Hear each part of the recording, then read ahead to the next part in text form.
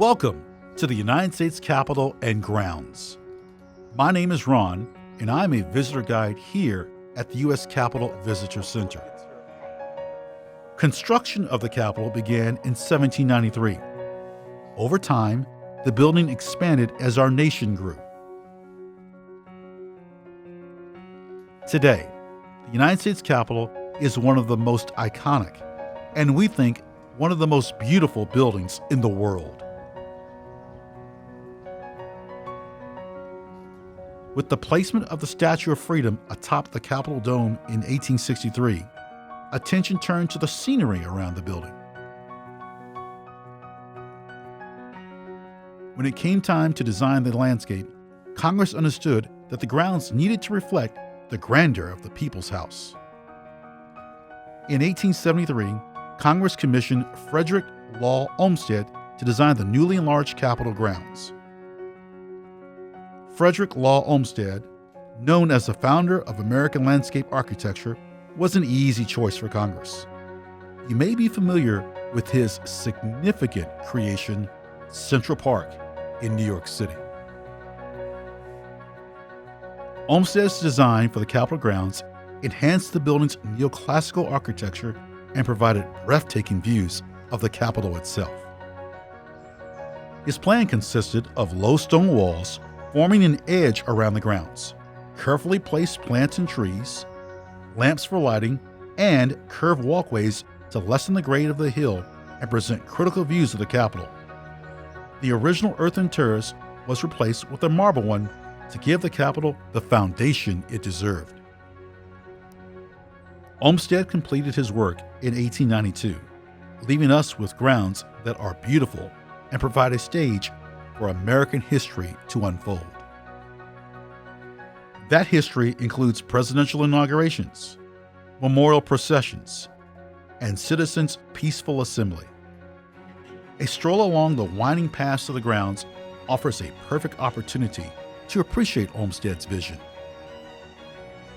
Olmsted's original design featured many trees as a way to both frame the building and provide shade for visitors. There are approximately 890 trees surrounding the Capitol. While exploring the grounds, you will encounter numerous trees representing states, commemorating events, or planted as memorials to individuals. For example, the 5 Japanese flowering crabapples located on the east front were dedicated in 1952 to the Sullivan brothers, who perished on the USS Juneau during World War II. On the west front, there is a tree dedicated to Anne Frank. This tree grew from a sapling of the original horse chestnut tree behind the residence where she hid during the Holocaust. A giant sequoia to honor the accomplishments of Cherokee scholar Sequoyah was planted in 1966, and a tree dedicated to the memory of Dr. Martin Luther King Jr. was planted in 1984. In addition to the trees and plants, you may also find a treasure hidden in plain sight. The Summer House is an appealing brick building designed for rest and shelter. Located on a sloping hillside on the Senate side of the Capitol, here you will find shaded benches and several fountains.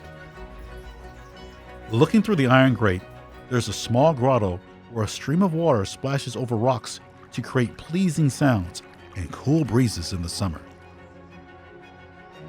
The scenery around the Capitol grounds changes with the seasons throughout the year. Fall brings vibrant colors, enhancing the beauty of the Capitol, while winter brings a chill and the possibility of inclement weather. You may also see the Capitol from a whole new perspective. Spring welcomes you to the Capitol with flowering blossoms.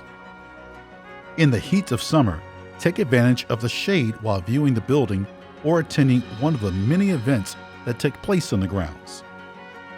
The West Front has been the stage for annual concerts for more than 4 decades, with thousands of people gathering to celebrate Memorial Day, Labor Day, and America's July 4th birthday.